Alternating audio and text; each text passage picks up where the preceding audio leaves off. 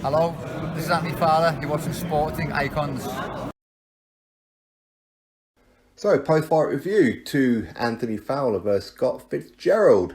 In a fight where most people were picking Anthony Fowler to win this one, and probably rightfully so, based on Scott Fitzgerald not being overly, I don't want to say not committed to boxing, but not taking it as serious as maybe he could have been. Now, these are two young prospects, both signed to Matchroom, both undefeated. But Anthony Fowler was the one that people were talking about the most, that's for sure, and he was definitely the favourite going into this fight. But of course, I was watching a lot of the build-up, not only the words that's being traded between them at the press conferences, on social media, all that kind of thing, but Scott Fitzgerald, some of his work ethic for training was something that you don't usually see from Scott Fitzgerald. Now, bearing in mind, Scott was coming off of a hand injury not so long ago. He was out for quite some time due to the hand injury. And there's been like a lot of talk about Anthony Fowler versus Ted Cheeseman for the British title and everything. And of course, rightfully so, I think. And rightfully so that Anthony Fowler was a favourite for this fight. And I think maybe Anthony Fowler overlooked Scott Fitzgerald, which is why this fight turned out to be an absolute cracker. It really did.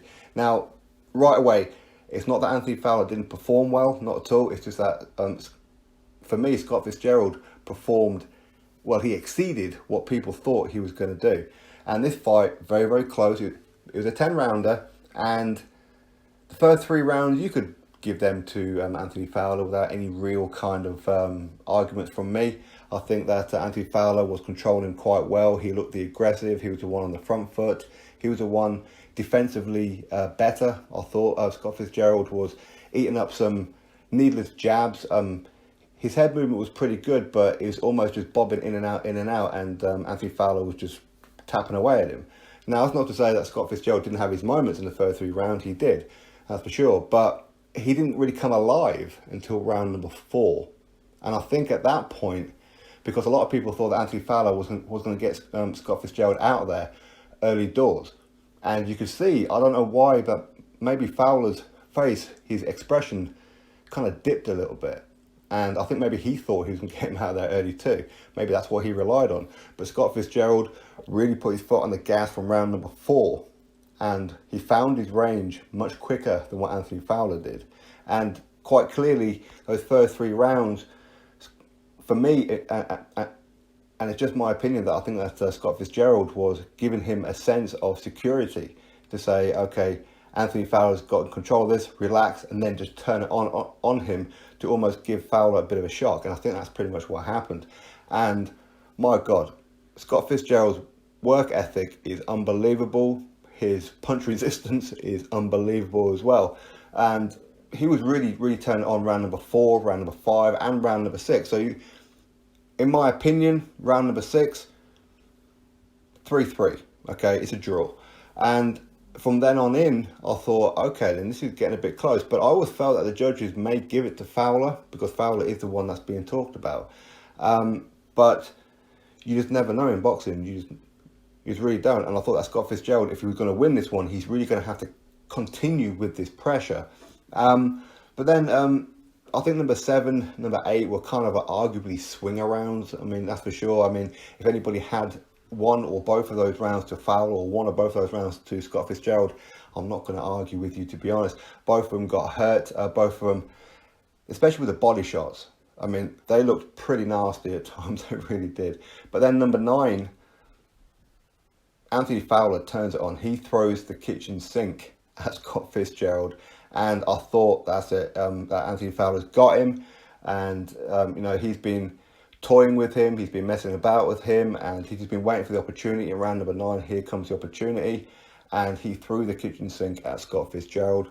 Scott Fitzgerald was kind of like all over it. He couldn't defend. He was on the back foot. He was leaning up against the rope. And he couldn't stop the shots coming in. And there were some big, heavy shots.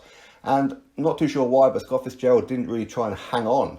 As in, he didn't try and grab him too much. He was just trying to keep away from him, which sometimes works, but usually it doesn't. But in this one it did. He survived round number 9. Well, in fact, I say survived. He kind of finished round number 9 okay. Like he was pretty much on the front foot a little bit for like the first, the final, 10, 20 seconds of that round. But that was easily a win round for Anthony Fowler. And I think for me, and I imagine that a lot of you guys thought as well, that round number 10 could be a whole different story here, where potentially Anthony Fowler could get him out in round number 10.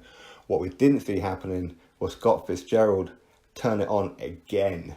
Now, bearing in mind that Anthony Fowler did start the round quite well, but Scott Fitzgerald just went for it. He caught Anthony Fowler with a decent body shot, a right hook, and then the big left hook come round, and it sent Anthony Fowler to the canvas for the first time in his career. Now, bearing in mind that Fowler's only had not even a dozen fights here. Okay, he went down. He didn't particularly look hurt. I think he was more embarrassed about it, to be honest. But Scott Fitzgerald showed some maturity, because when Anthony Fowler got up, he showed some maturity where he didn't just go for it in case he got clipped himself. He just eased through the rest of the round. He was jabbing him, throwing the occasional combo, and then backing off and just taking some time off, just killing off time until the end of the fight. As in, he secured that round as a 10-8 round. And when it went to the judges' scorecard, I felt that Scott Fitzgerald just edged it. Potentially a draw, who knows? I mean, again, I wouldn't have really argued had they have given it to Anthony Fowler either. For me, it was that close.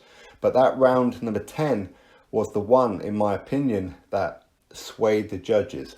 And that's exactly what happened. One judge had it to Fowler, one judge had it to Scott Fitzgerald, and then the final judge had it to Scott Fitzgerald as well. So anyway, that was a great fight. Really enjoyed it. So big up to both of these guys. Potentially now we could see Ted Cheeseman defend his British against Scott Fitzgerald next. It's certainly not over for Anthony Fowler. He showed a lot of heart. In fact, it's the first time he's ever gone 10 rounds. So, you know, big up to Anthony Fowler as well. But Scott Fitzgerald showed something that a lot of people didn't think that he had. So congratulations to him. He wins. He wins a WBA version of the title, the WBA International. So he's now in the top 15 of the WBA. So congratulations to him. So yeah, excellent fight. And of course, you guys, you drop your thoughts below about it. Click the thumbs up to this video and of course subscribe. Catch you all on the next one.